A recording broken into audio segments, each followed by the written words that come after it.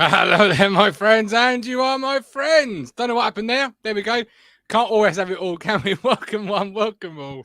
I am your host, Gov. That, of course, was for your 3-word reviews. Should have gone a bit longer than that, so apologies. But we are here to discuss, of course, Ipswich Town FC winning again at home 2-1.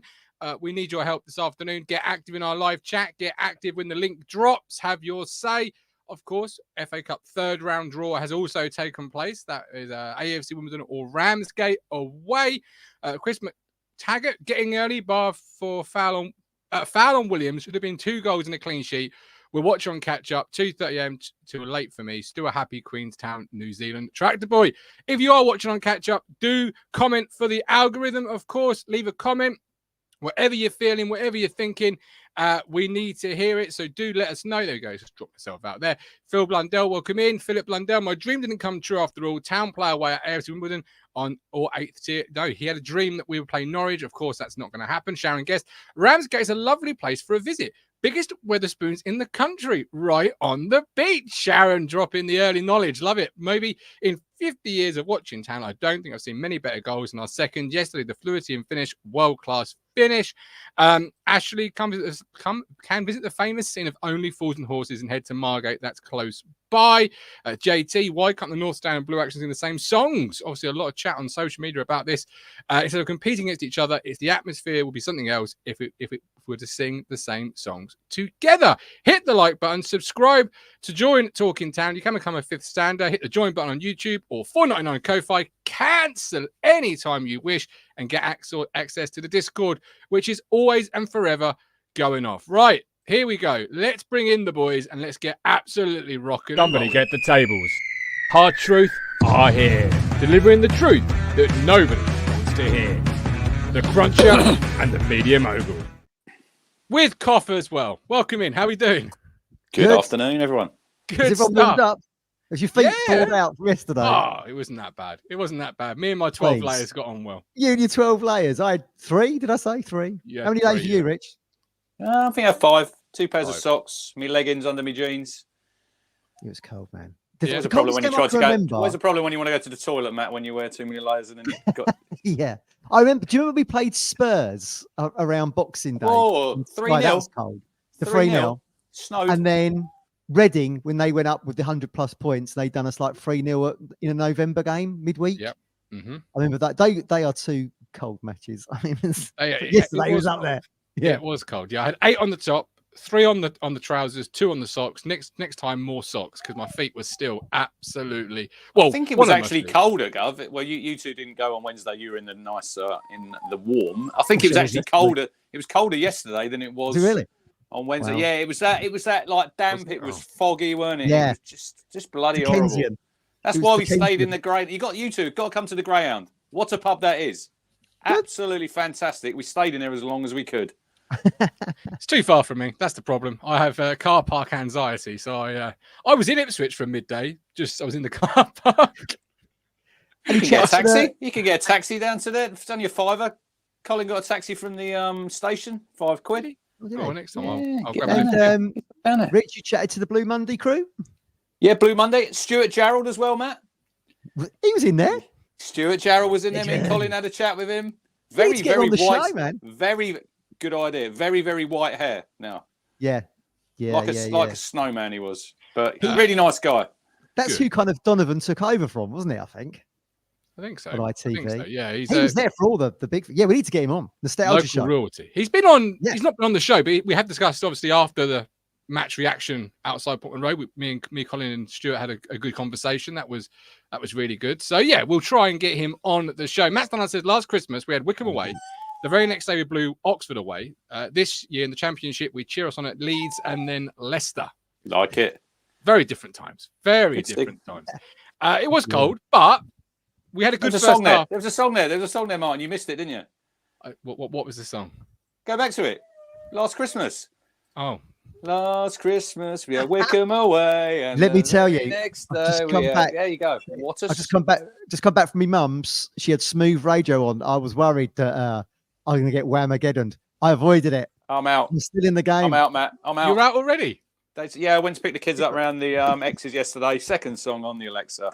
There it was. I'm out. Oh, no. The thing is, though, covers don't count. So I've been absolutely rinsing covers, but I've stayed away. But Matt Stannard tried to catch me out on Friday night after the show, sending me the link from YouTube on WhatsApp. That's a dick move, Matt. I told you on the WhatsApp, you're not allowed to do that. That's a red card. That's a red card offence. Or a sin bin offence if they bring those in. Paul straight red from refshop.com. Well, saying that, right, my mate Stuart, Matt, who sits behind me, we had a good chat during the game about opening a ref shop. And he thought it was a very niche shop, but then by the end of it, we've got loads of stuff we could sell in there. Yeah. Ref shop. Lots of stuff. Yes. Everything. And also, Phil Blundell has got some bowling balls for sale. If anyone wants any bowling balls, he's got some bowling balls. He's got shoes for sale as well, which I said, I don't really want to put my feet in someone else's shoes. Really? And it's not the thing in, the squirty thing. Is that your dog now? That is the dog. Yeah, whining. Want some coffee? Coffee? Ah, there you go. You see, we will get started at some point, ladies and gentlemen. Do welcome into Talking Town. We are here to discuss Ipswich Town. But where are you both on buying second-hand shoes? Because my wife's mad about them. No chance. I can't. Not having it. People do that, don't they? Through like little girls do that through Vinted and stuff. Yeah. No, I wouldn't. I probably wouldn't do that. I don't think. She's found Vinted. Costing me a fortune. It really is. She's like, I did on there. Yeah. When we size 15 shoes. Is there many second-hand size 15s going around? I've got no idea. Phil didn't believe that you were size 15 feet, and I said he is size 15. That is why everyone calls him the tripod. I was in the. We went to Frinton. I went into like a vintage shop and was in the market for. You don't get these kind of jokes on other town podcasts, do you? No, because they're much more professional. Debbie Lars says Burns' goal was sublime, and the more I watch the build up, look, that's gone absolutely viral. That's 2 million, and it's all over social media from every single football account, big and small. I've had it sent to me 3 times today already. Watford are claiming. Did you see the Watford second goal from the halfway line? No, I haven't seen any football league. They're claiming that's a better goal than Wes Burns. Get in the bin. Is it clear? It's gone right. It's a good goal. It's a good goal. It's very bad goalkeeping because he gets his angles all wrong. He doesn't know where it is. Talking of that, have you looked at the German goal I've sent you in the WhatsApp group? No, I haven't seen it yet. I sent in the WhatsApp group. Oh, you didn't send it. I didn't see that. Sorry. Have you seen it?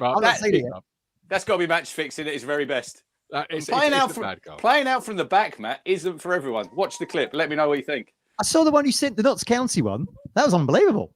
What? Three great pieces of defending on Friday night. Yeah. Let me just say, when we went to Frinton, I went into a vintage shop. I was in the market for a bowler hat I was going to wear on this show. My head was too big. We've often said that about you. There's a joke there, right? We've often said that about you. I want to say to the viewers at home, I can keep control of this show, but it clearly means I cannot. Because look at it, we're all over the place already. We're swaying. We're high in spirits after yesterday, and the Wes Burns goal. We're swaying like Tamara in that second half. Yes. Or were we? We'll get to that, I'm sure. We weren't swaying. We weren't. It was such a tough game. Remember, you all said. Well, this is it. Are we going to quickly touch on the cup draw and then move on? Let's start there. Yes, that's a great place to start. Yeah, AFC Wimbledon or Ramsgate away. Ramsgate are top of their division as Oh, look Richard at this. Where'd Moss you get this from? Where's this from, Matt? For those that are listening, he is showing Matthew Phillips Who's is showing a the cup. fella who does all the cool artwork? The Glory Glory Days Days? artwork. Glory Days, yeah, that guy. Yeah, look, it's all got all our managers on there. Shame Kieran's not on there. I need to get a Kieran one. Speaking of which, we have got a paid partnership. Stone Market Osteopaths in Stone Market, by the way, ladies and gentlemen. Glory Days, if you want to jump on board, you're more than welcome to. But Stone Market Osteopaths, founded in 1985, and since then has grown and developed to meet the complementary needs of the communities of Stone Market, Suffolk, and beyond. I go there, ring up, say, Freddie, the Gov has sent me. Call 01449613633. That's Stone Market Osteopaths. George Long, there's still time to get down there before George your trip Long, to Portland Road in a couple of weeks. Book yourself in on a Thursday. Still time. Go and see Freddie. Stone Market Don't think he'll be Osteopaths. playing. Well, who knows? But just in case you are, George, do go and make sure your back's well rested. Oh, 0-0. 0-0 Norwich at the minute. Bristol City. Cool. So yeah, Ramsgate or Wimbledon. Happy with the draw, fellas? Look, it is what it is. It's what it is. It's the FA Cup. Yeah. Do we ever get a good draw, Matt? No. I think it could be on. I think that could be on.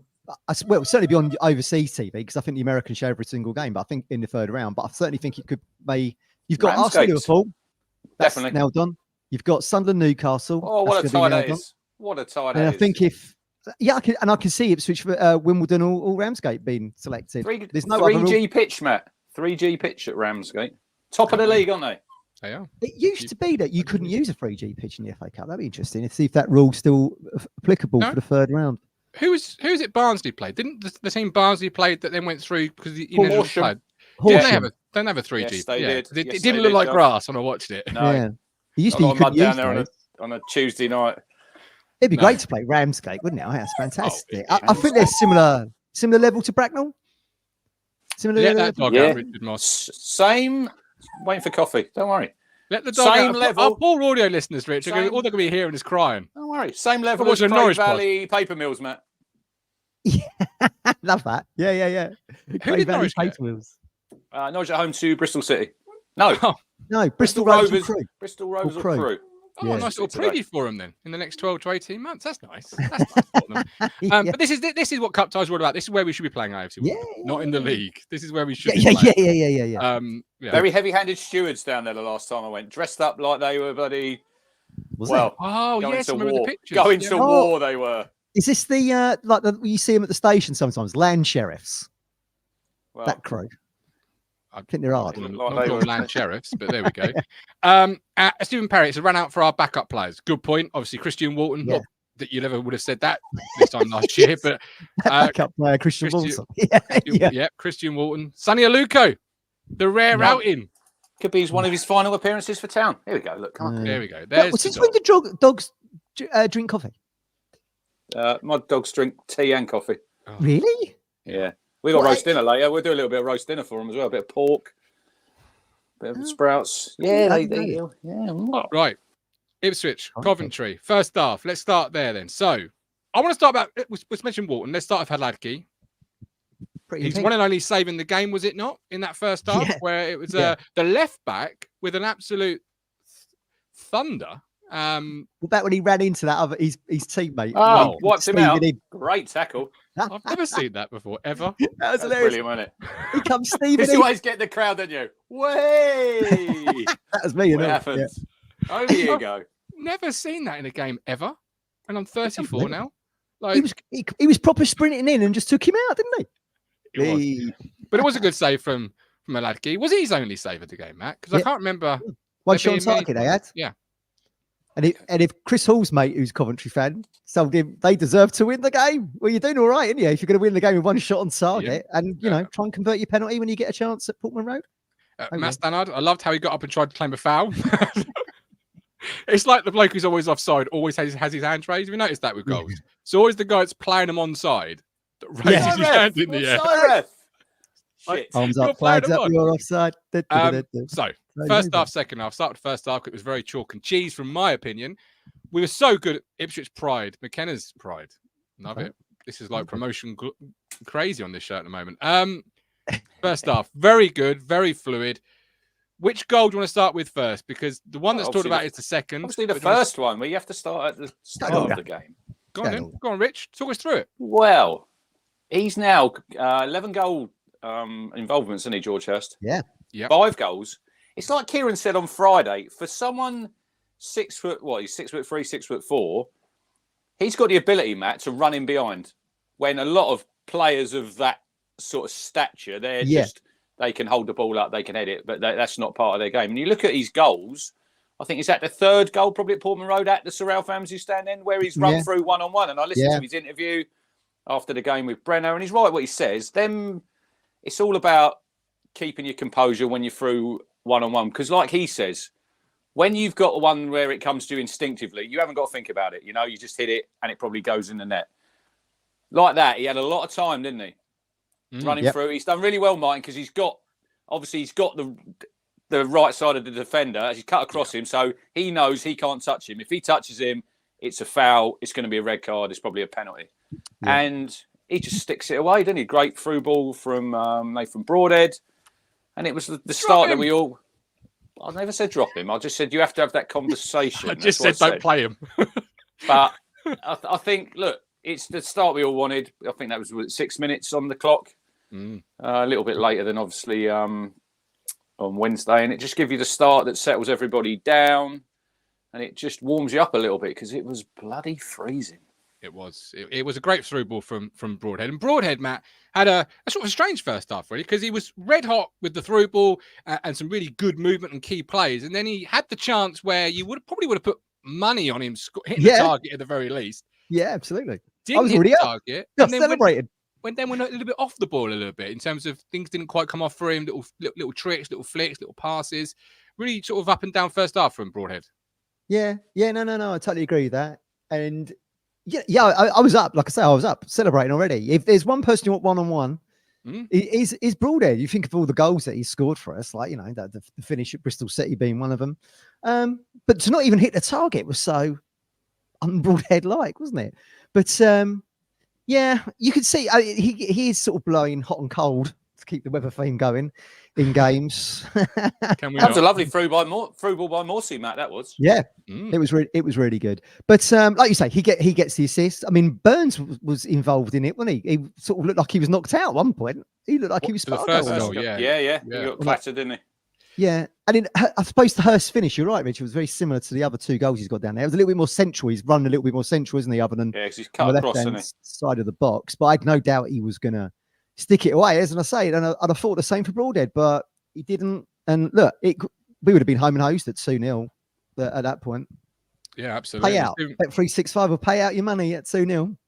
Well, it's the most dangerous scoreline in English football. Stephen Parry, Hurst is showing value for the player who was not championship ready. The Shy Shark would like a clearer view of Burns being taken out during the good up first goal. Look, yeah, it did look brutal. It was a weird atmosphere, wasn't it? Because we were celebrating while also everyone collectively, 30,000 people, well, minus the Coventry fans, I'm sure, holding their breath because he was down clutching his shoulder. It was like, and everyone's got Norwich Rich in the back of their mind thinking, oh no. No, we got Middlesbrough in the back of everyone. That's you want Wes Burns for Norwich, and you want everyone ready for the shellacking. I don't care who we have playing against Norwich, because whoever we have on that field will be good enough for that fucking bunch of muppets. That's what I tell you.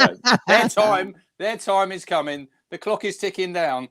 Your decade of destruction or decade of dominance or whatever they want to call it. Gov's got the sign ready. He's gonna. We'll hold that outside the away and when they walk down. But look, whoever we play that day, I think will be good enough to do the job. But yeah, of course we want. Of course we want. Yeah, get them mustards, Nick Muller. But look, of course we want everybody fit for the derby. Yeah, absolutely. 5 goals for Hurst so far this season, says Phil. Really good player is George Hurst, Rich. He's so vital to what we do, and his minutes. Is this a confidence in the reinforcements or lack of, or is it a sign of just how important he is, or is it a bit of both? Because his minutes in games are steadily getting more and more and more. Yeah, and if you flip that the other way, the minutes for Freddie Ladapo in the last 5 games, I think he's played 56 minutes, Matt. I think I'll see it on the socials last night. I think he's going to be one, Martin, who probably exits the door. I think in January. Because you think that the other night you bought on Scarlett. Yesterday he bought on Caden, didn't he? It was interesting the other night. I didn't touch on this. When we were winning 3-0 and Jack Taylor's ready to come on, got his strips ready to go. Then Millwall scored that goal straight away, puts his coat back on, sits down. Now, and I agree with you, Martin. 2-0 is a bit of a funny score. We'll probably come to the subs later on. I think out of the only subs who I thought done all right yesterday, I thought was Jack Taylor. I thought the other ones were pretty quiet and didn't really help the team. And I think Hurst, he's showing, look, you need him on the pitch the majority of that game, especially when you're 2-0 down. 2-0 up, 2-0 up. Because, like you say, it is a funny scoreline and there's no one, we haven't got anybody anywhere near in reserve, Matt, that brings what he does to the party. Both, look, the work rate. He can hold the ball, but he's a good player as well. He's not just a big 6'4" lump up front, Martin. He can play, you know. And I think he's another one. He's another one. When he's come in, he's made massive strides under McKenna and improved. And I think he's only gonna get better. Yeah, I agree. I mean, so if Ladapo does go, which it does feel like it feels that way, doesn't it? He's not even coming on in games that we're cruising to a victory, wherever it might be. So do you then go in the market and look for a Hurst-style backup player? Because we've said it, you know.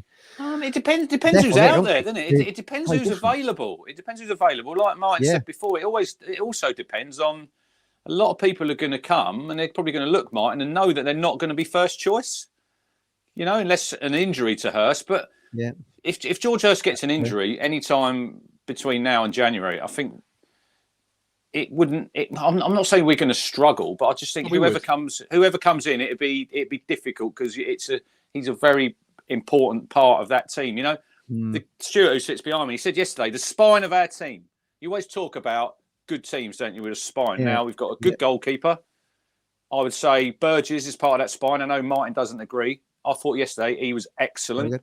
Yeah, and then you've got your two in midfield, and then you've got George Hurst up the top. You know, you've got that spine running through the team. So and it's really important that I know we're not going to have Mass next week at Middlesbrough, but then was he going to play both games anyway? Because you've got Middlesbrough and then Watford on the Tuesday. So Jack Taylor will come in. I know the Fisherman, he thinks different. He messaged me this morning. He played Don Ball next Saturday. Yeah, he'd play him in the middle. So it just depends, but.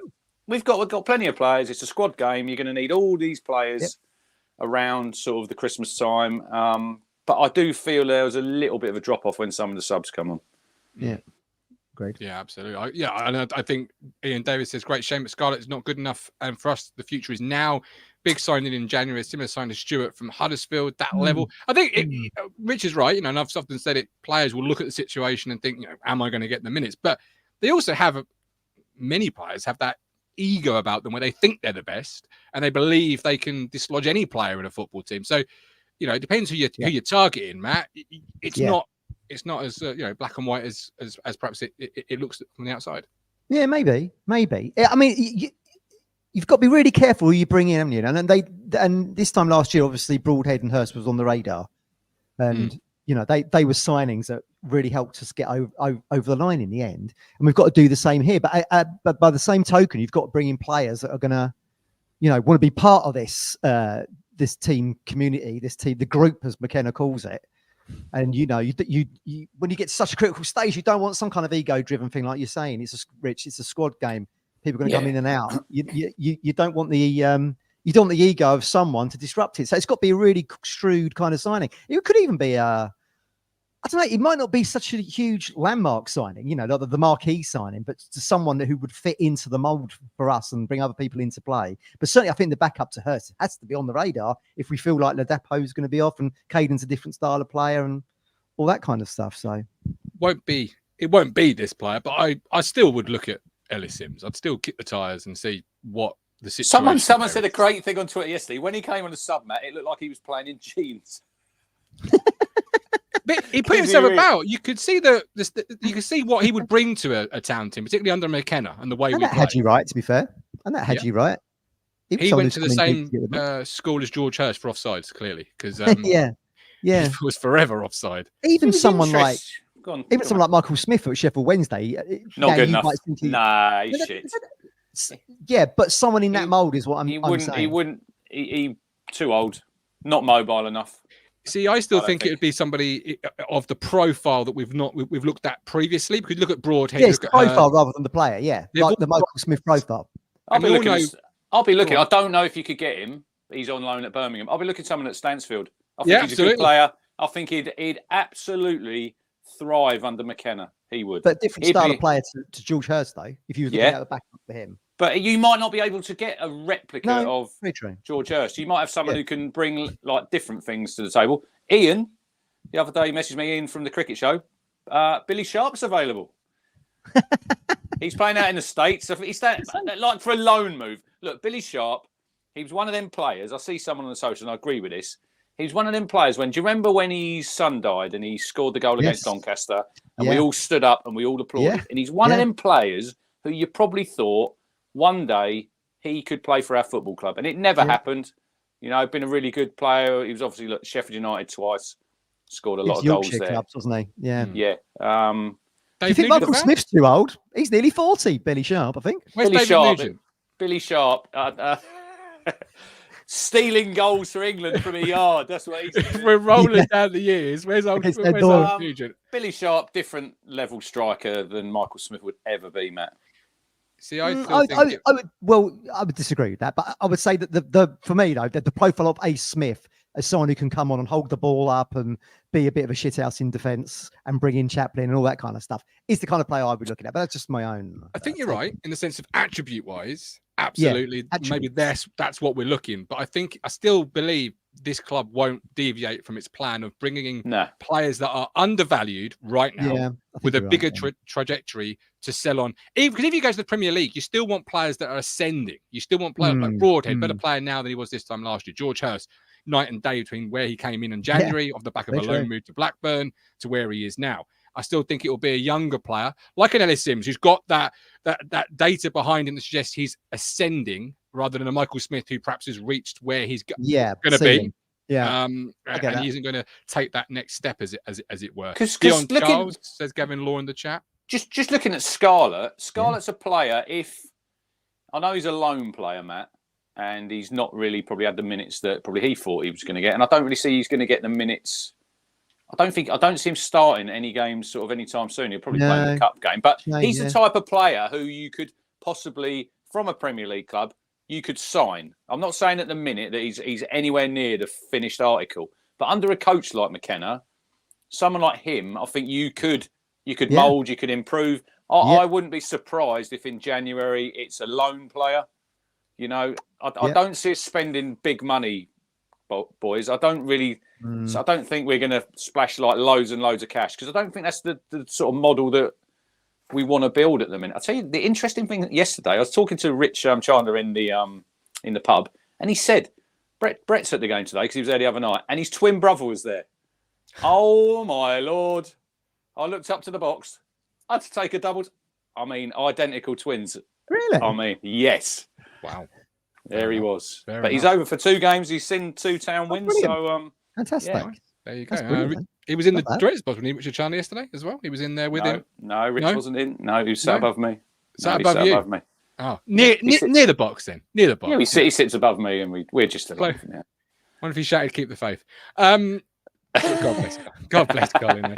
Scarlett, no thanks to Ian David. Modern day Adam Proudlock. Oh, a bit harsh there. No, he's harsh. I mean, the problem with Scarlett, he was shit, wasn't he? Do you remember Adam Proudlock? He had some awful hair, didn't he? As well? The hair. Do you remember the blonde hair? Yeah.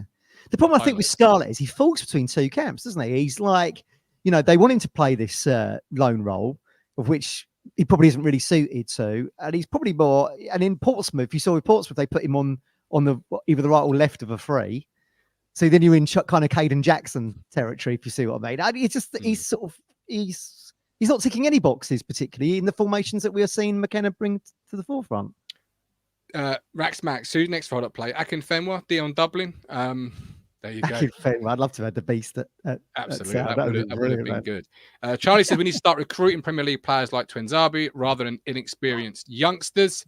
I don't think they'll deviate too far from the model, but they might see an opportunity if the league table is currently as it is come January 1st. They might see blood in the water, as it were, and strike. It'd be exciting time either way. But especially the clubs that need to sell.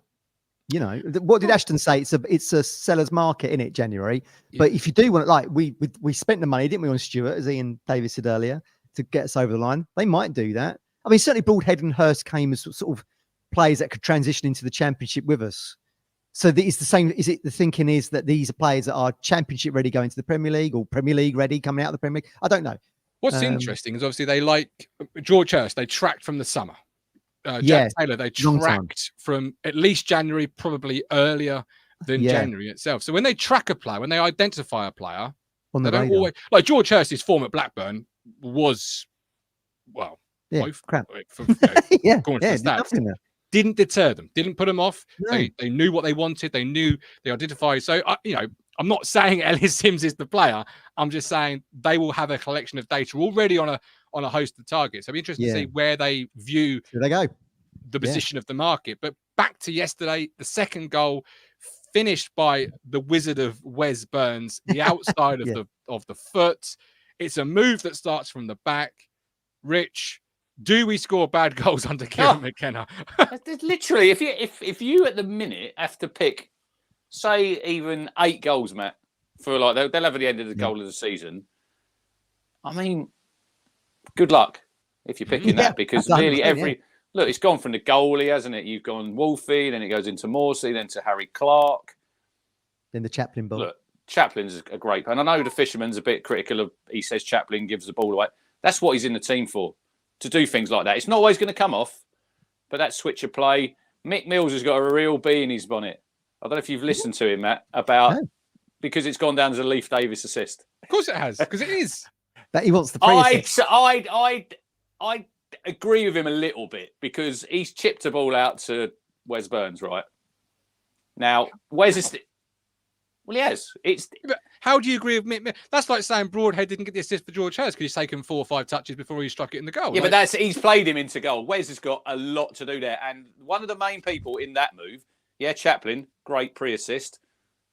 Let's not underplay Harry Clark's role in that goal. If you watch him, he puts the afterburners on and he takes the fullback out to create the space for Wes to come in. So it's like Mick Mills said, if you've got a lazy fullback there, Matt, who's just happy to just sit there, that's not happening. If you've got a Jan or Donatian playing, no disrespect to him, Martin, you probably don't score that goal because he's got the nosebleed, isn't he, when he's over the halfway line.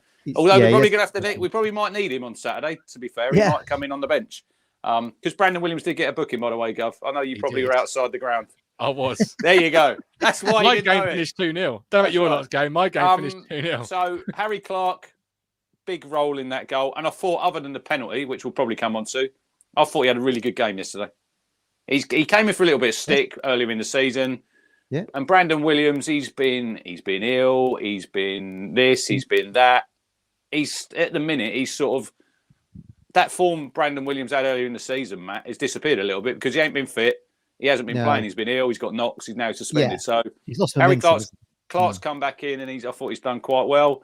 Had a good shot. But Harry. But Wes, I mean, we had a great view of where we were sat, and you think that has probably started about 3 yards outside the post. Yes. And the goalkeeper's literally thinking, that's probably going wide. And I mean, I put a tweet out this morning. I don't know what you two think. Watching Town since when did you go, Matt? 82? No, 81 was my first game. My first game was 81, but I had season ticket from 82. Yeah. When did you first go, Gov? Mid-90s. And this is for people in the chat as well.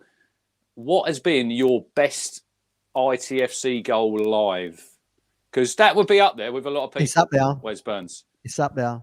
My probably in my top 5 is Jermaine Wright away at Rotherham, Matt, when the volley, because I was right behind that with Martin, God rest his soul. We were there that day, and it was like that was one of them volleys where you catch it and it's like, oh my God. Dalian Atkinson would be up there for his goal against Middlesbrough. Marcus Stewart away to Bolton, got to be up there. The first goal for it depends for different people, because certain people might have goals, Gov, that they might not be the best goal ever, but it might be a really important goal. Like a lot of people might like the Brian Gunn air kick. Bob Alathorn. Matt, you got one? Yeah, do you know what it gave me kind of a flashback to was Fanidi's goal against Sunderland on that Christmas period. That was a great move as well. That was a great move. That move reminded me of that. I still think that's one of the best goals I've ever seen at Portman Road. Whatever you thought of Fanidi, I loved Fanidi. He would just score worldy goals, and you know the way that they just transitioned to score that reminded me yesterday. And do you know what I was thinking? I was coming back on the train last night. I was thinking, is Connor Chaplin now at a level? Should he be a Premier League player? And I'm not saying he's in the top 5, top 6 Premier League clubs, but is there an argument that he could do a job for us in the Premier League, but also other clubs in the Premier League? I actually think he is a Premier League. He's a Premier League player playing for us now. His vision for that pass, I thought was fantastic. I thought it was so good. And the fact, he's got 29 goals in League One and he's so pivotal for us. Show me a better volley of a ball. Even in the Premier League, show me a better volley of a ball. All right, Garnacho last week, really good volley of a ball. But Chaplin ain't far off that. I think he's fantastic. And it was just a brilliant goal. And the fact it's gone viral, and I've had loads of people, even though they knew I was in the stadium and sent it to me today, shows you what a great goal it was. Phenomenal goal. Really good team goal, capped off by an absolute absurd finish. And I've watched it so many times myself, and I'll watch it again so many times this afternoon and this evening. But my favourite goal, I've got 3 and I can't decide between them. And they're all sort of meaningless. It's weird what my favourite goals are. There's more than moments. So Michael Chopra away at Watford. We hadn't won at Watford. Last minute. Felt like forever. Last minute. Ball across the box. Chopra, which felt like at the time, could it kickstart Jules' reign? This is because you've got family ties. Let everyone know. Yeah. So this is what it is. Second one is Finidi George's 2 against Derby on his, I think it was his home debut, if I remember rightly. Oh. Just phenomenal. He got 10 out of 10. He got 10 out of 10 that night in the great ratings. Performance. Particularly the one through Mark Poom's legs. That will always live with me. We tried to sign Poom, hadn't we? We tried to sign him that summer, I think. Was he Estonian, Matt? Yeah. Yes. Yeah. Big Mark Poom, yeah. And the third one is it's a nothing goal in the context of the game, but Matt Hollands against West Ham. Oh, what a goal that was! Yes, 3-1 down. It was in the 90th minute. He didn't celebrate it because it meant nothing. But he's. What about George Hurst away at Barnsley? Oh, it's got to be up there because the meaning of that goal and at the time, and we were there, Gov, and it was just we were that Holland goal. No celebration was like Jimmy Bullard's against Norwich, wasn't it? The Lambert Norwich team. Someone had that this morning. They're tweeting me the Bullard goal. The Dalian goal Rich talks about in his Borough hat-trick. I mean, I can still picture that now, and I was 12, 13, something like that. There's 2. The first 2 he scores in that. Yeah. Both of them are great goals. North Stand End. There's only about 12,000 in the ground.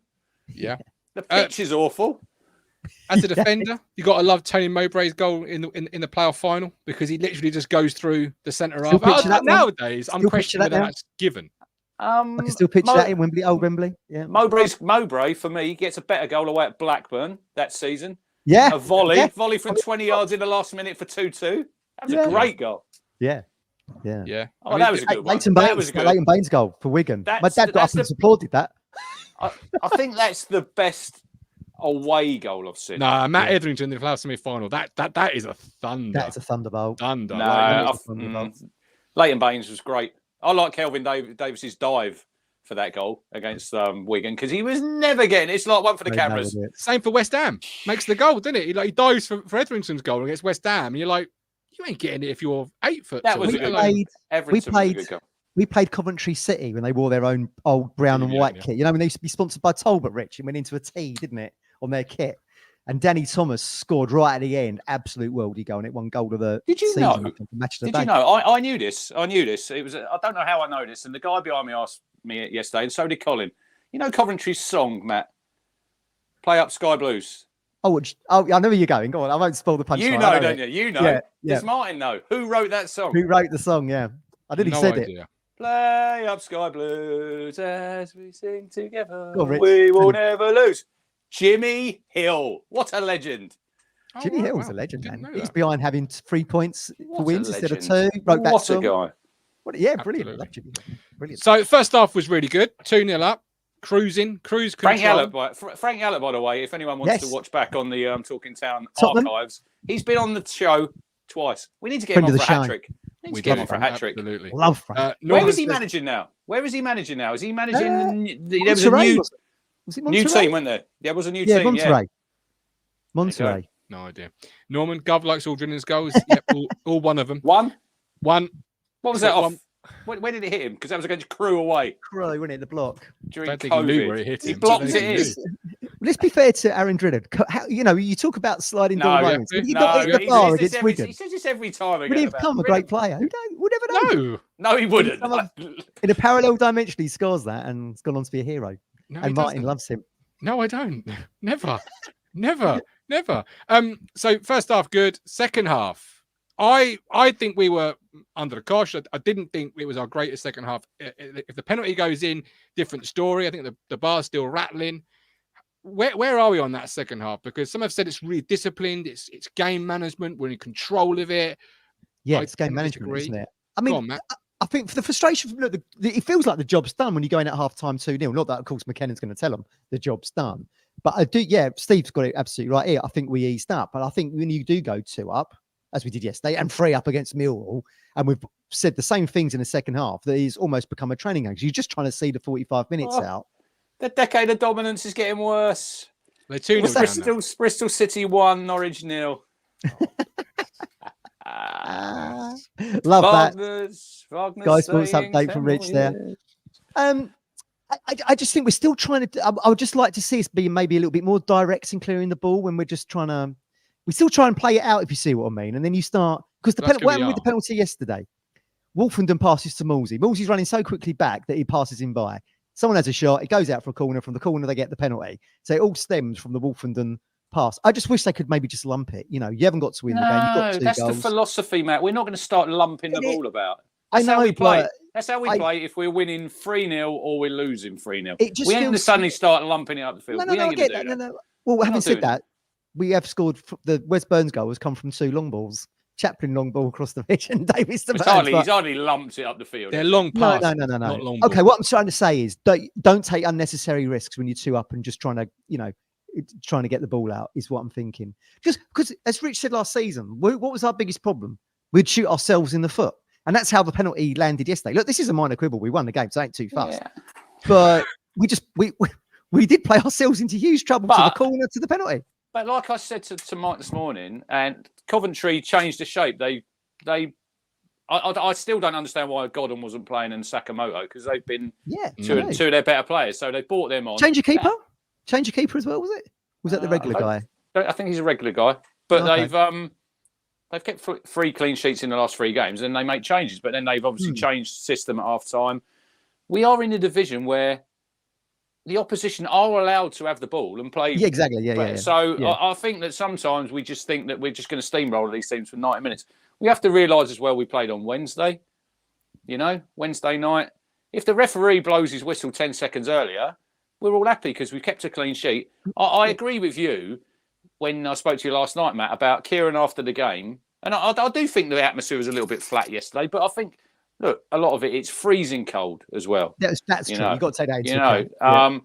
But his reaction when he's going around after the game, he's trying to whip the fans up, and you don't really see him quite as animated as that. I don't think. Sometimes really animated. But he was trying to get the crowd to go, and in his interview, and it's right what he says. These are good wins in the Championship. We shouldn't take for granted just to these teams come down to Portman Road and we beat them. You have to look at where were Coventry last season. They were a penalty kick away, Matt, from getting in the Premier League. I wanted them to go up. So don't take for granted that these teams will just come down and we're just going to beat them 3 and 4-0. We have to think of. We're all disappointed last Sunday when we sat here, when we lost to West Brom. Fast forward a week, we played 2 home games. We've took 6 points. We scored 5 goals. It's disappointing that we let 2 late goals in both them games, right? Yes. But I look at the second half and Coventry played better. They had more of the ball. How many real clear-cut chances did they create? None. No. Other than the penalty, I feel sorry for the defence. It's a foul. The goal's a foul. It is. And to be fair, I'm not sure what the referee's name was, Martin, yesterday. I thought he refereed the game very well. Yeah, I thought he did as well. I thought he's possibly the best referee we've had. Yeah. Even though he gave a penalty.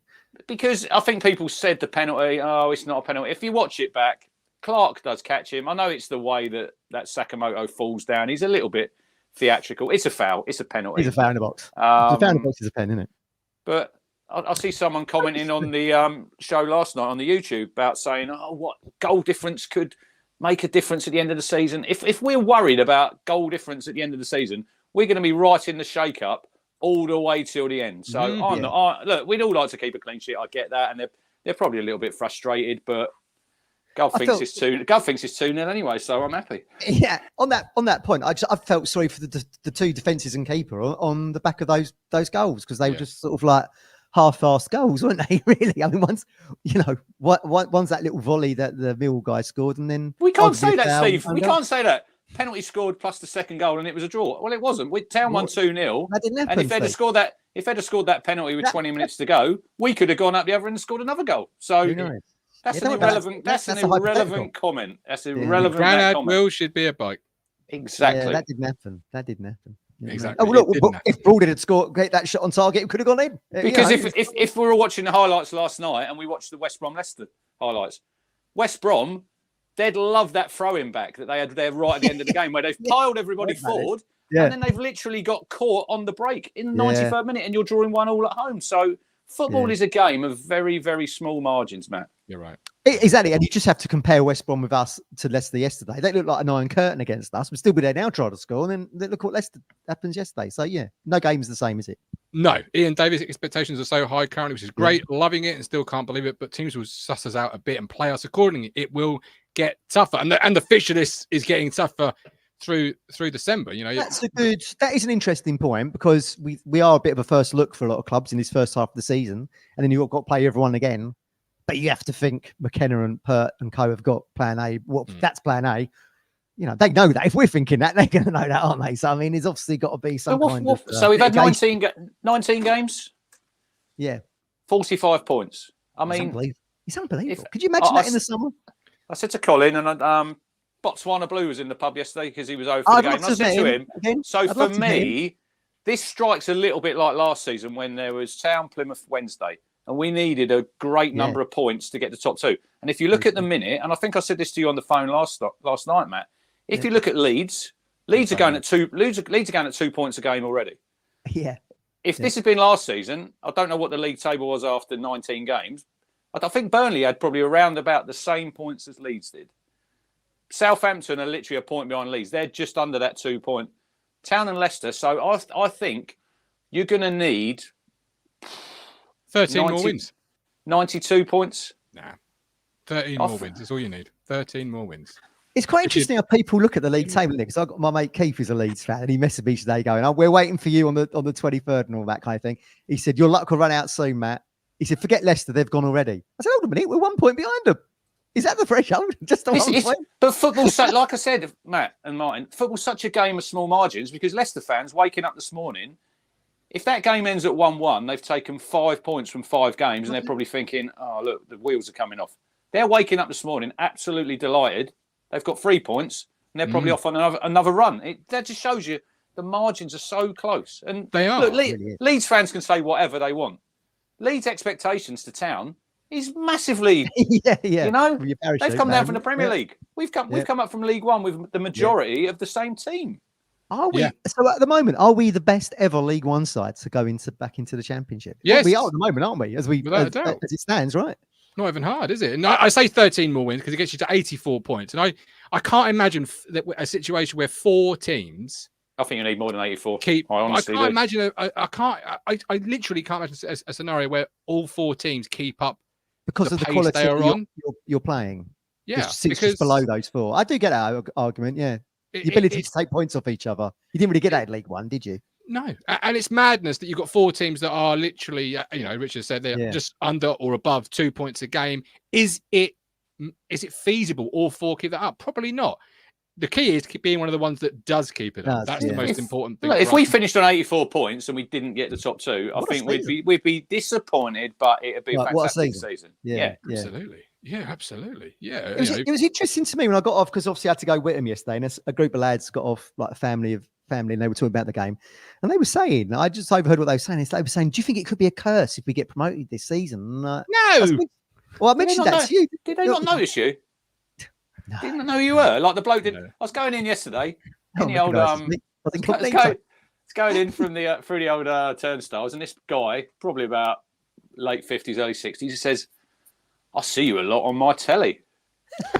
I said, don't worry, I'm not famous, but we're live tomorrow at 1:30. So if you are tuning in and you did see me yesterday, cheers. There you go. I just think they thought maybe we'd get, is it too much too soon? I suppose that's the argument on the back of, the second half not being as good as the first, I guess. So I see the argument, but these opportunities don't come around very often, do they? At the moment, we've got a great manager. We're winning games. We've got a team that has gelled, as Paul Cook would say. And we're going to do drop matches so you don't go up. I mean, come on, look, you got to go with it like Luton did. Yeah, exactly. You just treat it like the weakest link. You go up there and you bank the cash. You come back down stronger, and then you go again. Because if you don't go up, you are at risk of losing Leif Davis, McKenna. You are at risk of losing McKenna. The world has caught up now. I do. The Championship's probably one of the best leagues in Europe, I think. And I do get that argument. If you go to the Premier League, take the cash. But no one wants to sit there every week and watch your team get absolutely pumped. Give it a go. Like Sheffield United. We'll give it a go. Well, who's to say that would happen though? We did. I'm not saying, but like Sheffield United have gone up and they're getting absolutely.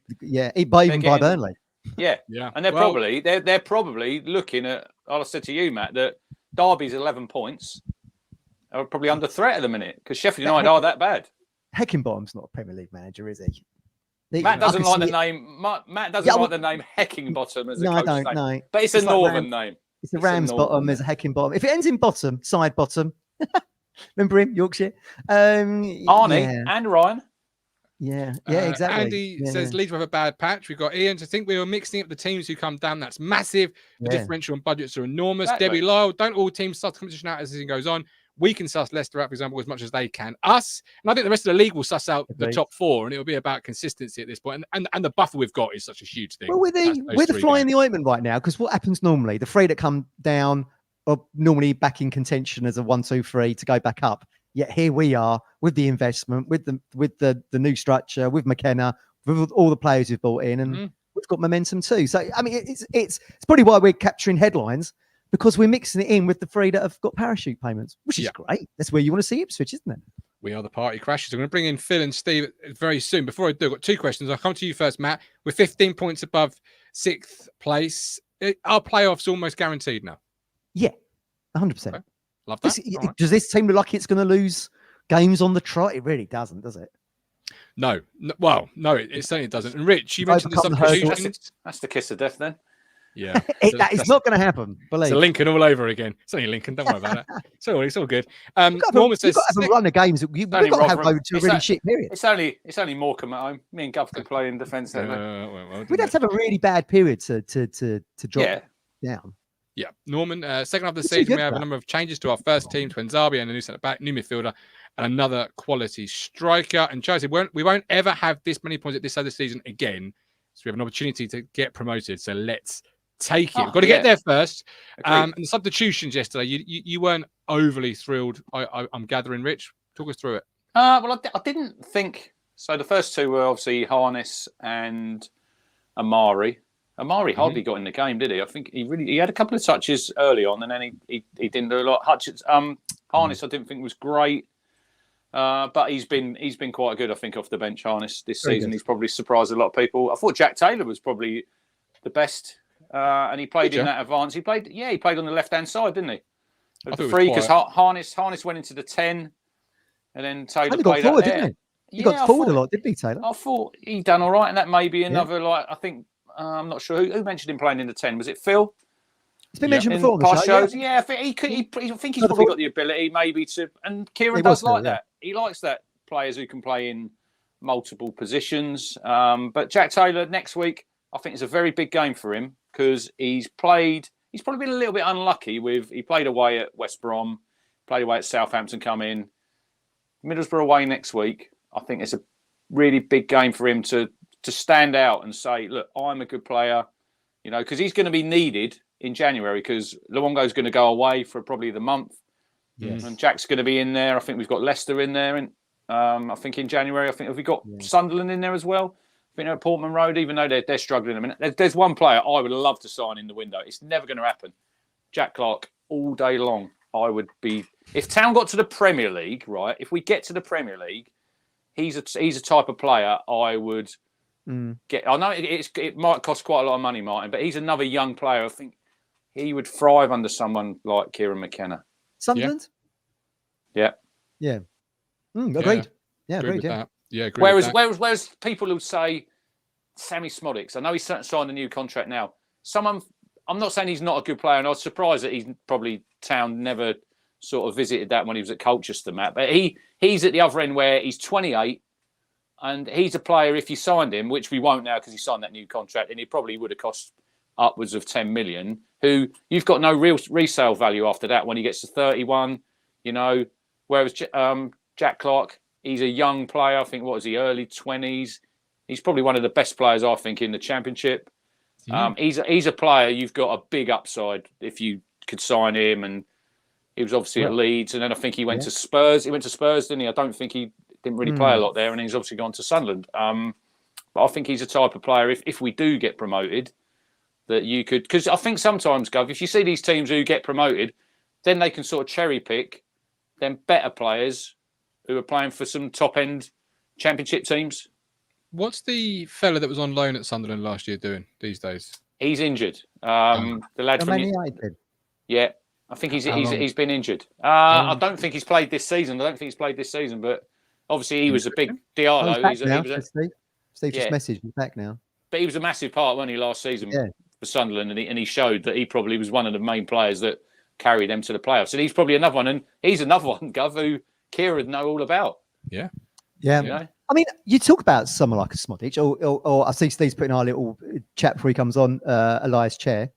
But once you have got Premier League money, 10 million's peanuts. You know, to someone like Smodic, who suddenly thinks, bloody hell, I could play in the Premier League for Ipswich Town.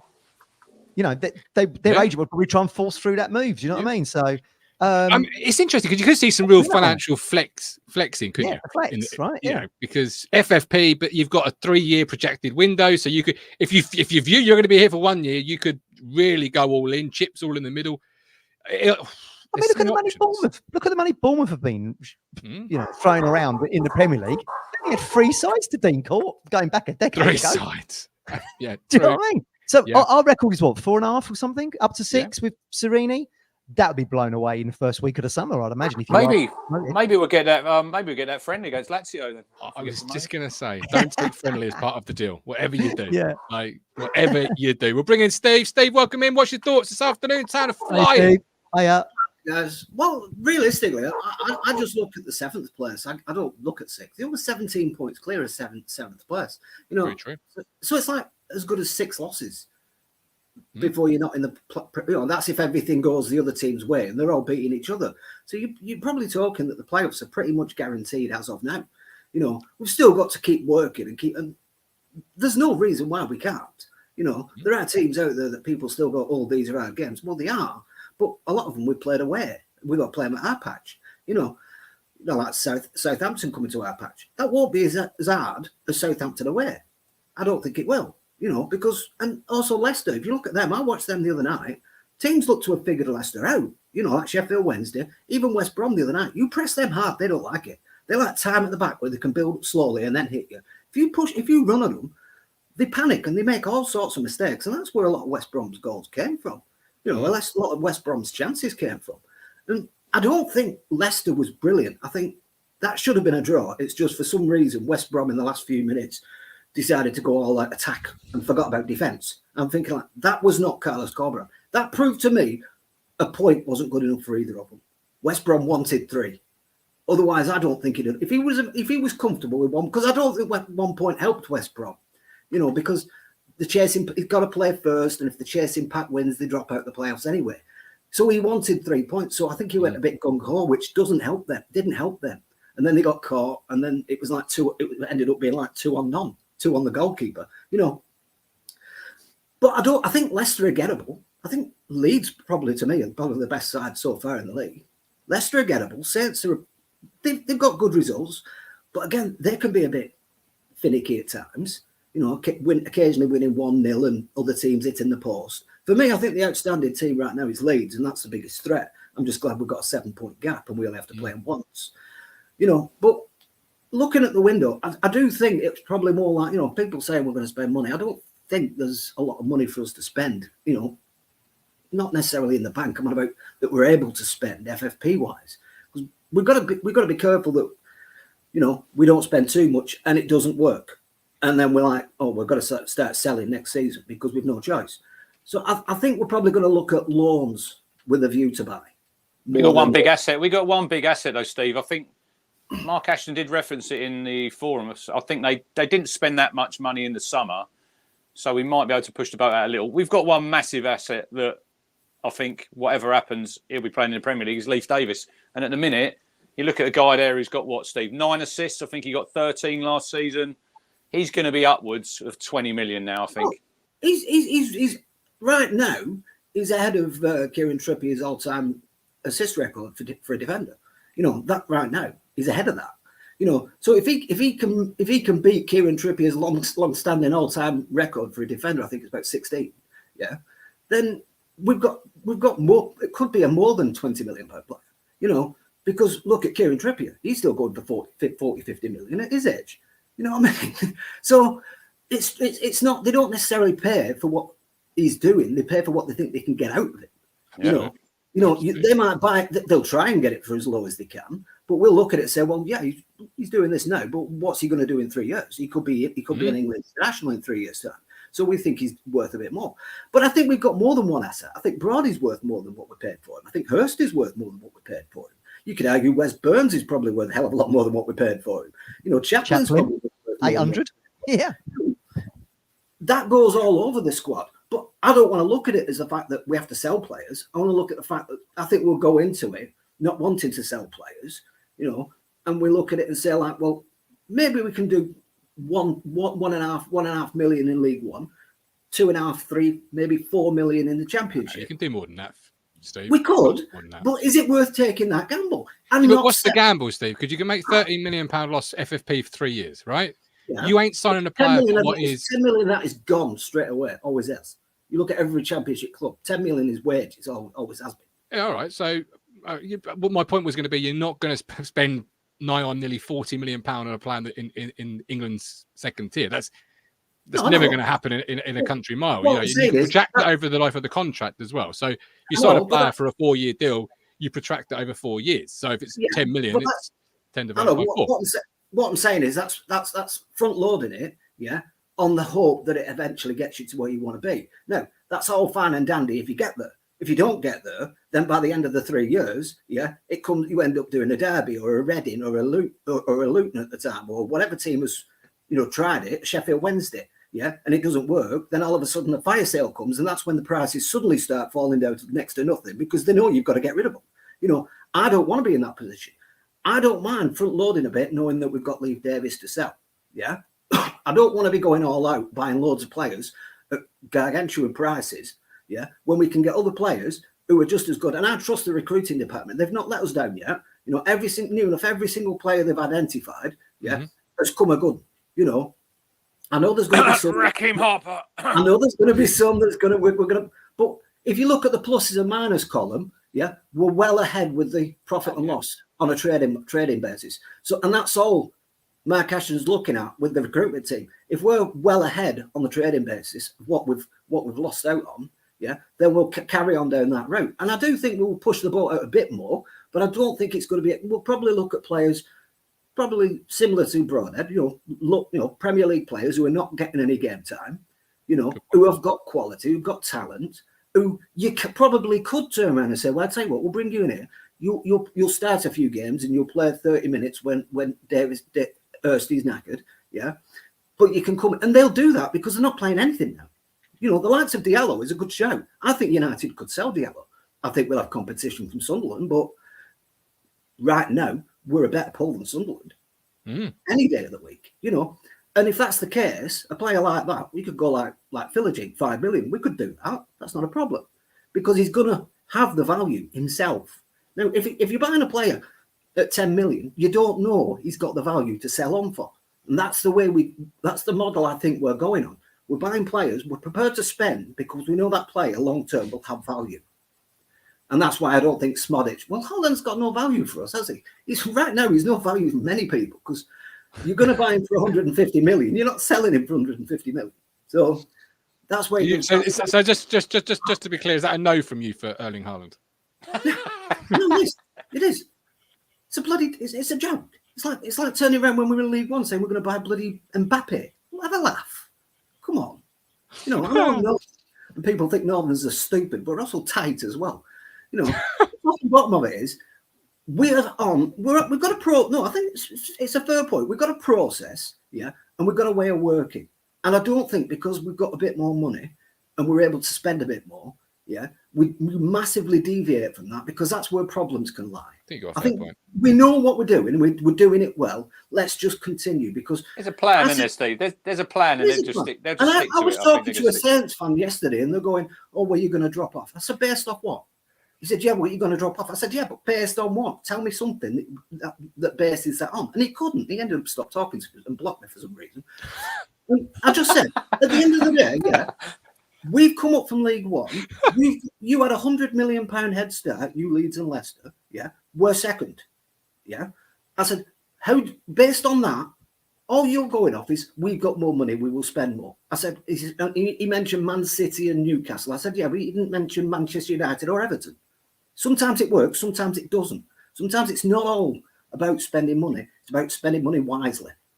Great points, but I don't know if that will put them off, Richard. I know you say there's a plan, and there is a plan, but I don't think anywhere in the most optimistic of plans has it got Ipswich Town second in the table, 7 points, or whatever it is come Jan 1st. There's no plan with that involved. I can't believe it. That's you've got to look at a lot of that is fan sentiment. A lot of that is the fan way of looking at it. The businessman way of looking at it would probably be in this position. Like there can't be a model they've run. No, I'm not saying they'd have had us in this position, but they will have looked at other models and other teams, yeah, who have been second, who have been third, and said we've got a chance, thrown the bathwater at it, and now end up in a League One. You know, they will see those, and they'll learn from those and say, well, it's not always about spending money; it's about spending money on the right people at the right time. I can see it from both points of view. I can definitely see it from Steve's because you don't want to spend money willy nilly.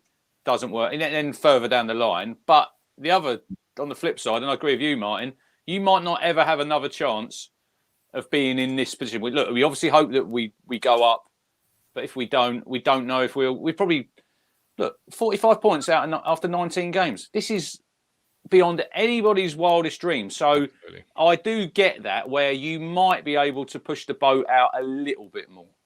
And you've got to be aggressive with it as well, though. The owners will be aggressive with it because they want Premier League football. They're not here to play Millwall. I did say in the chat earlier, if the right player came up, and like you said, January is not the best window because everybody wants to keep their best players. Like I said with Ilias Church, at the end of the day, he's not good. I doubt he'll go past January QPR. You know, if he does, QPR have done well. I know that's picked up a little bit, but he wanted it. They promised him a move in summer. It didn't happen. Yeah, so he's on faith with them right now. You know, I'm not saying he's going to be cheap. He'd still be 5-6 million. You know, but the top and bottom of it is, if that player was available and you could get that player, we would be able to find that money for that player. He's a good player. He's a good player, Steve. He's a good player. Because he's somebody. If you went to QPR and then his agent gets wind of that, he's probably going to think, right, QPR relegation fight.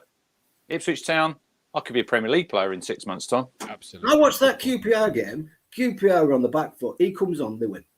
He changed on his own. He changed that game. You know, he changed the dynamic of that game just by him coming on.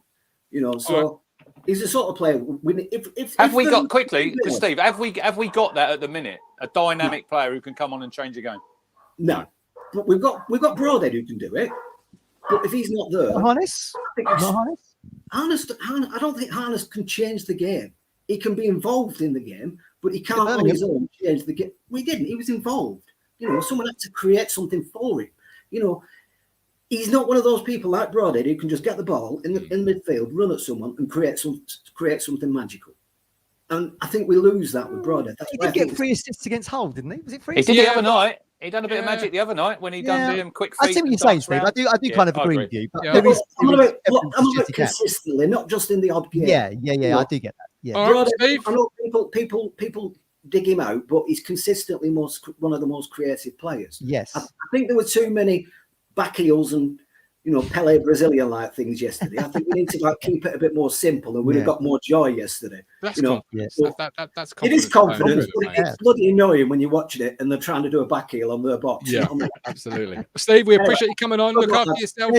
Either way, any way you shake it, if the league table continues the way it does, or even just 5 points come Jan 1st, this is the most important window, the biggest window of our, you could say, of the club's history. You could say in decades. You insert your own McCarthy when we were exclamation point. It's bigger than that. It's much bigger than it feels to me, bigger than that, because that was a team that was there on merit, but surrounded by other good teams, much closer in the pack. It was a lot.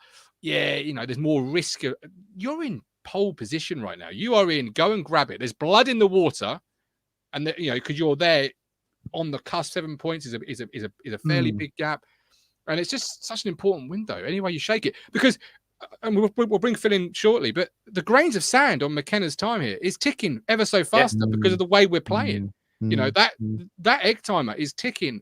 Well, we've said that double before, speed right now. Yeah. People will say, "Oh, but why would he leave here? The project is great." Yeah, it is great, but Premier League is where people want to be, players and management alike, and it's ticking ever so fast. You've got Leif Davis. The more he plays, the better he plays. Those grains of sand are ticking ever so faster. You got a perfect storm here. Don't waste it. No, I agree with you. I totally agree with you. And I do think they have been probably behind the scenes planning for this moment. I mean, I remember Sheepshanks told me once they used to plan for just being in League One, in terms of a financial budget and mid-table in League One. Just to a worst case scenario. So you have to think with Ed Schwartz and the Americans, and what I've seen of those guys, and we've been lucky enough to meet Brett and some of the others. The modelling, they'll have a model for everything, and I'm pretty certain they've got it as a what would happen if we was in pole position. All right, if we were top of the table come January in our first season back in the Championship, what money could we release? Who would we look at? That's all in the background. I think they're far too shrewd not to think, oh shit, we're doing better than we thought.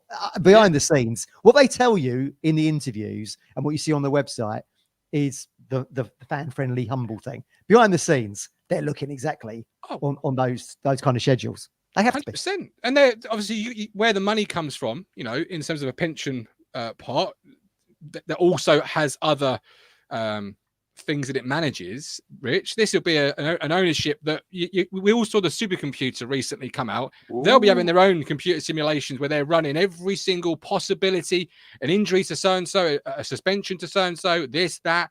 There'll be so many computer simulations, I feel, of a projected 6 months of what happens if we make this decision or that factor or this factor. The reason they bought the football club in the first place is because they see, Ipswich Town, sleeping giant. Look at the history they've got. Now, Brett's there yesterday. Burke was there the other week. Mark Detmer, Ed Schwartz, all of them come down to Portman Road. Now, they come down there now and they're looking around that stadium and it's 30,000. It's packed out every single week. And then you've got plans of stadium development, because you've got such interest at the minute, Yeah. And I totally agree with you, Martin, with your manager. In football, like I said on Friday, and like Norwich had their decade, but football goes in cycles, and it does. It does. And when you have that opportunity, you do have to grasp it. We're riding this massive wave of momentum, over the last, year, 18 months under Kieran. Since he's come in, I don't think we haven't even lost back-to-back games, Matt. I know you said earlier about you can't see us losing back-to-back games, and he hasn't. So this is the time to grasp that nettle, and I do see Steve's point, but then on another part, you've got to get excited. Look, we're fans. We can shoot for the stars. We can think what we want. That's the point. We aren't in charge of the purse strings. Yeah, they know what they're doing, but they must be thinking, right, we have a massive opportunity here now to get out of this league and into the Premier League. And I have to look at teams in that. Sheffield United, Burnley have all struggled, Luton, right. But we've said this before on here. You look at teams, Matt, like Bournemouth, Brentford, Brighton, look what they can do. They're no bigger fan base than Ipswich. Ipswich is probably a bigger club than all. They are a bigger club than all. I'm not being disrespectful for what Brighton have done. I went to the Withdean back in when Joe Royal was in charge. Yeah. It was an athletic stadium. It held 8,000. You're miles away from the pitch. Look where they've come from now. They've got a magnificent stadium, great training ground. Look at the money they make, Martin, on transfers. They get them in. sell them on for, and they've made about 300 million. Now that's a model that I could get excited with. That I know you want to get your players in, but if you're selling them for millions of pounds, then you get in the next one. Now maybe we're getting a little bit far ahead, but I think we are. But you can as fans, and I think if you, I don't know Bournemouth's model, but I think if you look at Brighton and Brentford, they run very much in the same model we're attempting to now run, and it's interesting to see. Obviously, they do analytics very heavily, particularly at Brentford. This is now an analytical. He's another real. He's a real. Look at them with the coaches they've got. Thomas Frank, excellent coach. De Zerbi. They obviously had what was his name? The English guy who went to Chelsea. Potter. But then they got De Zerbi in. Now look at him. What he's doing now. He took him to another level, and he'll probably move on. Brighton know that. That the manager they have, he'll only have a shelf life, and probably Town have to. I know we want Kieran to stay, right? And he's doing fantastic, but he'll only have that shelf life for so long. Like I've said on here before, Mark Ashton and co, he's probably got a list already of coaches for when Kieran. I know fans are thinking, oh yeah, but you don't want to lose your manager. Kieran's going to stay. Kieran's not staying forever. Don't anybody think? No, of course he isn't. No. You have to. We're thinking ahead. It's like when they said about the transfers. These players we signed in last January, we've been tracking them. They would have had lists back then for what we want now. Who are we going for in the summer? You know, we might have a different. You're in the Championship. You're in the Premier League. You might be able to, you're going to look for different type of players. But don't anyone think that Mark Ashton's sitting at home now. He's got his feet up watching Super Sunday and having a glass of wine. Well, he might be. He might do, but he's working. He's working all the time. You know, he's looking for the Cowley's phone number.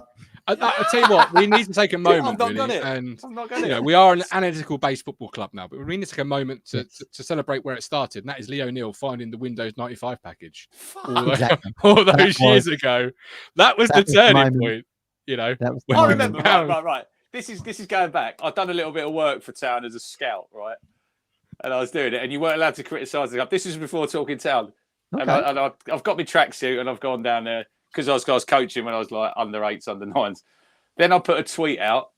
I think it was Emily Hughes was injured again. And you're not allowed to criticise the club. Big mouth here. Yeah, I couldn't help myself. And then I got an email or a phone call. Can you pop in and see Leone? I said, no, I won't even bother. Thanks very much. Building bridges since the day you were born. Gavin said, we love this club, Martin. We've had shit for over 20 years. We all get excited, which is great. And it is a great time. For me, I think...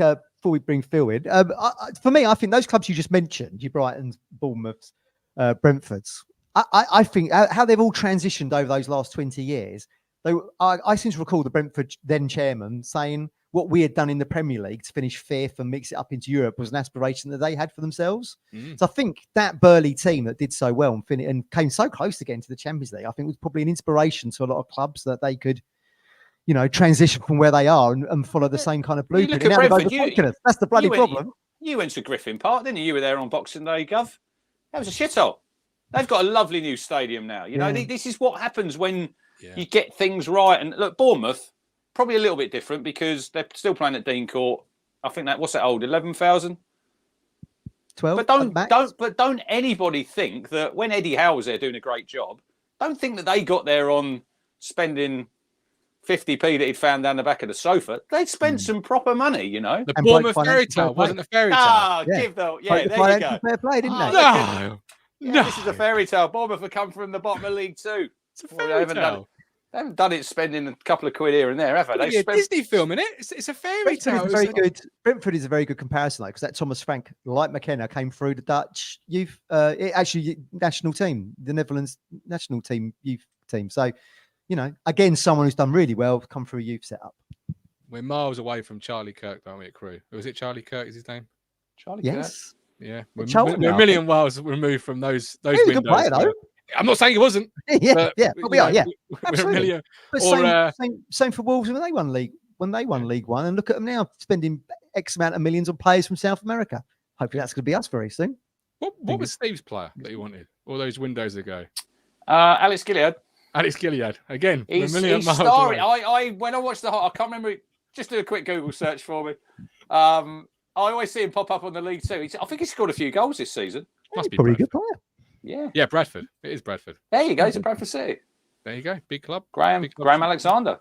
They are a big club, Bradford. They're a big club. Too. Huge season ticket base. Big stadium. Anyway, yeah, they are a big club, massive club. Anyway, you shake it. This window will be better than Stephen Ward, Di Cornell, and Ollie Hawkins. I've got a feeling. It's not inside information. I've got a feeling it will be a bigger window. Feeling in my water. Yeah, he was on. He was on. If you watch the EFL highlights, they've done a little feature on Preston, like some work they do in the community. And Di Cornell was on there. Does some great work in there. So does great work in the community. Not a very good goalkeeper. Absolutely. Phil, over to you, man. What are you thinking following yesterday? Strike. There's two or three things that I was going to mention. Just listening into what Steve and Rich was saying a bit earlier. I mean, it's a look as far as this January transfer window is concerned. As far as the next 5 or 6 fixtures are concerned, I think McKenna and Ashton have got a plan and they're going to stick to it. And look, we lose two or three players in January. I think Leeds lose about 5 or 6. So I think there's going to we're going to take points off each other over the next few games, and I just think if we get through the next 5 or 6 games, if we do manage to win 50-60% of those 5 or 6 fixtures, we're going to be in the top 2 come January, and we can look forward to the rest of the season, because once we get this run of fixtures out of the way, when you look at the remaining, so let's say second half of the fixture list, there's only sort of 2 or 3 teams, 2 or 3 fixtures there that you think might be bothersome to us, and then we've got kind of a clear run, sort of from the end of January onwards, to really put a very strong run together and finish the season off strongly. And with 45 points after 19 games. I'm going to scoff at anyone who says, we've got enough points to finish in the tops. No, look, for me, it's the top 2 or nothing for me this season. With what McKenna is, what we've got, the players' aspirations. You'd still be happy if we go made the playoffs, big or Phil. go home. That's what Phil's saying. I wouldn't, because to me, if we finished between 3rd and 6th, it would be snatching a draw from the hands of victory for me. It would. Not for me. No, I don't. I disagree. I do get that. I do get what Phil's saying. I disagree with that. I'm sorry. Look, we are 3 games ahead. Of the teams below. 3 games, not 2, not 1. 3 games. We've got a bit of a buffer. I think look, let's just get December out of the way, and we can look forward to the rest of the season, right? You say there we've got nothing to, no teams on the horizon and the second half that perhaps are bothersome. I disagree. Every team at this level is bothersome. Every look at Wednesday. 4 points in this week they've got. That no one would have had them getting 1, let alone 4. And they beat Blackburn, who many said until recent weeks were one of the better teams to come down to Portman Road. Right. Like every team at this level is bothersome, Phil. Don't take all right, okay. Look, I mean, just briefly going on by what I said about Taylor could come in for Chappers, if he picks up in it. I think Taylor's better preferred in that number 10 role to the role that he sometimes takes from Luongo from time to time. But next week, when we're up at Middlesbrough, he's going to play that sort of central midfield role again. And I think that I would just like to see him, play a couple of games, back to back in that number 10 role, because look, we all know Are you dropping Chaplin? I said if he gets injured. You didn't listen to what I said. Don't be tempting fate, Phil. Good Lord, man. If Chappers gets injured and he's out for say a month or 2, look, we've got a ready-made number 10 replacement. I prefer Taylor next to Morsey in that position there, where you be box to box, up and down. And I don't look at West Brom and think, you can't do that role. I look at the other opportunities had in that role and say he can. Like even Southampton, people criticise that performance. It was away at a Premier League club only just removed, and it was a good debut, really, from a young player who, previously been playing Forest Green. Like what? That was a tough place to go. He had played championship games previously, though. There you go. He has. Well, he had, but not for Kieran McKenna. And we all know McKenna's roles are very it almost takes players a while to learn this system, because it is everyone has a specific job. It's very different to any system I've seen.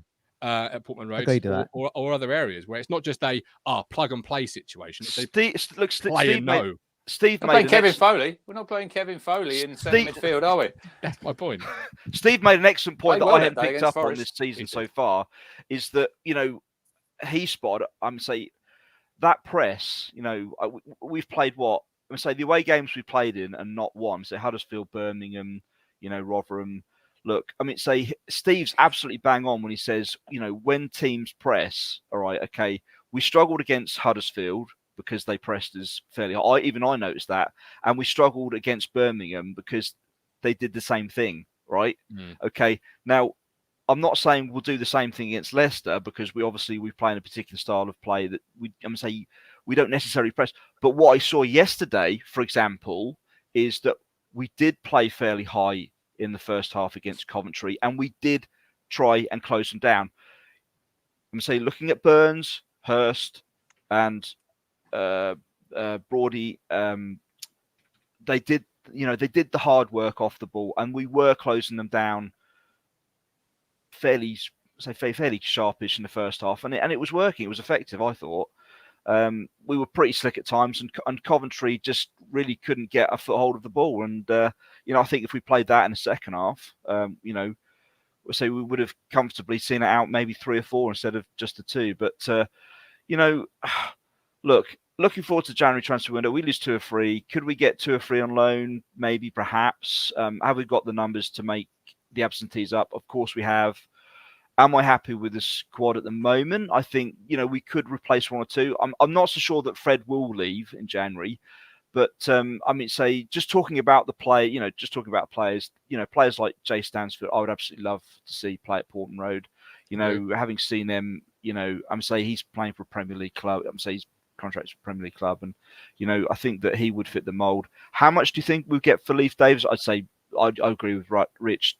20 plus, 30 plus million. Maybe 30 plus, because his numbers are just so strong, even inflation, for this season. It's going through the roof. And inflation, the January transfer window, you add sort of 4, 5, 6% inflation at least. British tax as well, don't forget that, because he's a young British player, Yeah, they always cost more. Look, it's all fine and dandy for me at the moment. I'm looking forward to the Middlesbrough game. I'm looking forward to the Watford game. Look, I've got something else planned on my birthday, 23rd, Rich. Right. One more thing. Doesn't necessarily involve football. We were in the pub yesterday giving Phil a bit of stick. You were giving me scared of going to Leeds yesterday. Colin said scared of going to Leeds, isn't he? Scared, isn't he? It's an intimidating place, is Ellen Road. But how do you feel we do there, Phil? Look, I know it's a million miles away, but how do you feel?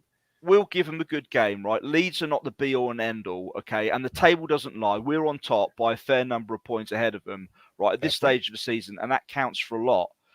Like Rich said, a few weeks ago, look, we have stolen a march on nearly every other team in the division, apart from Leicester, and we're in a really strong position. And talk of the playoffs for me, no, don't even go there, right? If we do fall out the top 2 come April, May, we'll only have ourselves to blame. But for me, right now, in the position that we're in, it's the top 2 or bust for me this season. Okay. Look, right. I still look. Heavens forbid, if we do finish the playoffs and we don't win the playoffs this season, I think we'll do it next season. But I want to talk about Man City and Chelsea for just a second. No, shut up! Phil, no. Look, I'm looking forward to this hearing. I'm looking forward to the hearing that Everton's appeal. I'm looking forward to the hearing that Man City's facing. You'll be old and grey by the time it comes around. I'm looking forward to the pending legal action that those 3 or 4 other champions. You'll be totally hairless by then. Yeah, and fingernailless. It's a million miles away. But hang on, Phil. One more thing for you. Ian Davis, who comes on my cricket show, has just messaged me. He said, when Phil comes on, it always reminds him he likes boiled eggs. Right, Phil, we appreciate you coming on. Look after yourself. Phil, good boy. I like Phil's winning mentality. That's been missing from Portman Road for a long time. So that's why I think a lot of people will say, oh, well, if we're finishing the bars, we will. But, as Rich said, we've stolen a march. And if we do drop down into the playoffs, it will be our own fault. But we've got a winning lottery ticket at the moment, and let's hold on to it as long as we can. I agree with Phil there. Yeah. Yeah, absolutely. Yeah, Borough on the horizon. We are back live. Do you do the lottery, Matt? I do. I'm not at the moment for obvious reasons that you two know, but at some point I shall. I shall redo it. I do the lottery. I also do match bingo as well. Don't forget match bingo on Match Bingo. We are partnered with the East Anglian Air Ambulance, supporting them. Play match bingo, win cash prizes. Every time you play, you are supporting the East Anglian Air Ambulance while raising funds for the East. I'm butchering this. Did you win any money? Did you win any money yesterday? Not yesterday, no. You did the other day, didn't you? I did on Wednesday. Yeah, won £12.50 off a free card. I tell you what, though, the Millwall game, I had a bingo card for that, and I know we absolutely beat Millwall, and I'm more happier. But somebody called Millwall something won the first line and the second line, so that day they won £75 for their team being shit. Well, yeah, terrible. So get involved. Yeah. I'm sure they weren't as bad as they perhaps could have been, but there's the information on how to play. So you can support the East Anglian Air Ambulance while also playing a game that has cash prizes attached to it. Be gamble aware, over 18s only. Link is in the description. But yeah, I do play the lottery and I play match bingo. So that's me. Good. Yeah. Good. Although technically, show, if you will play it, there's less chance of me winning it. So maybe I don't want to promote it as heavily as I am. I don't know. We've done 90 minutes here. I know, it's crazy. Things are rolling. The tracks, people are tracks alone. The wheels are turning. It's mad. Yeah. When's our next cricket show? Oh, miles we're playing away. now. We're playing the West Indies. There's a game. Yeah, we probably won't squeeze one in between now and Christmas. I might do one just after Christmas, but you can still watch back on the other cricket. The last cricket show we done is over 400 views now. Absolutely smashing that Talking Boxing show. I'm not sure who does that, but there you go. Now we're gonna have to get one of these in for the December Talking Knockouts. Card. Talking Knockouts on the horizon tomorrow. You've got exciting. Talking Formula One with the Formula One boys, 7:15. That's live. I may be live tomorrow evening as well with Tux. I will let you know. Shout out Mr. Monday Night. Where is he? I see George Nunn yesterday in the pub with his dad and Fox. I see him in there. Great to see him.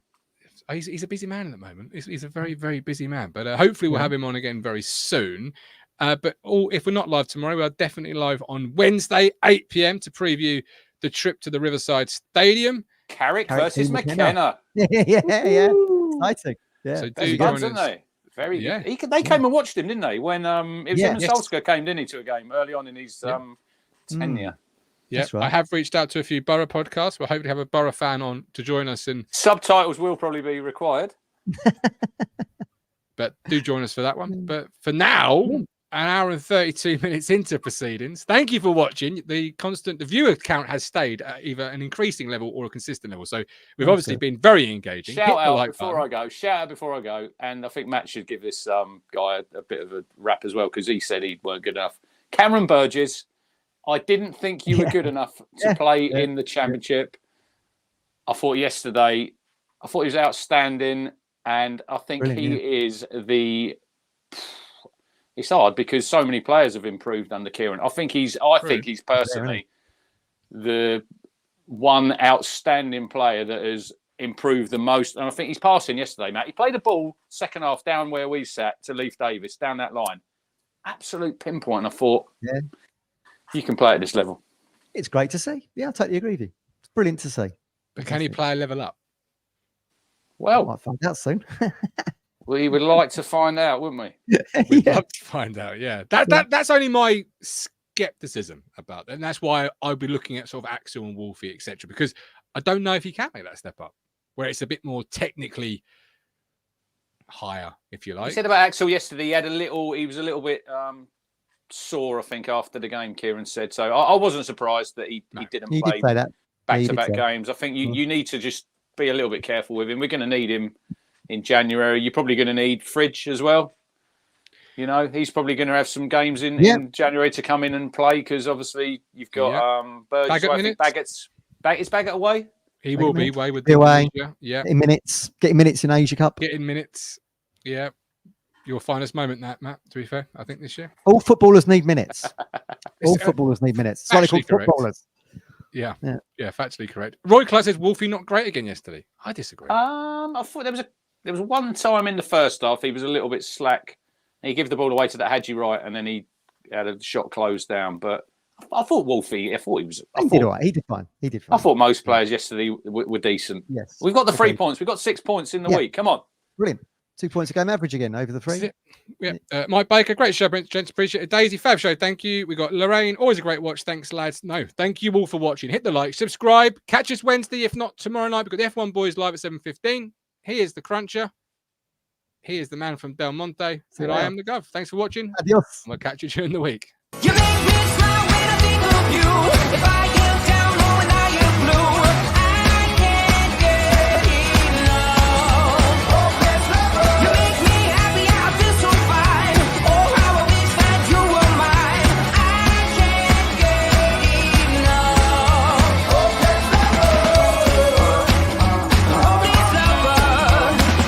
I woke up all soaked in sweat, weird chills running down my neck. I felt went crazy from just the thought of you.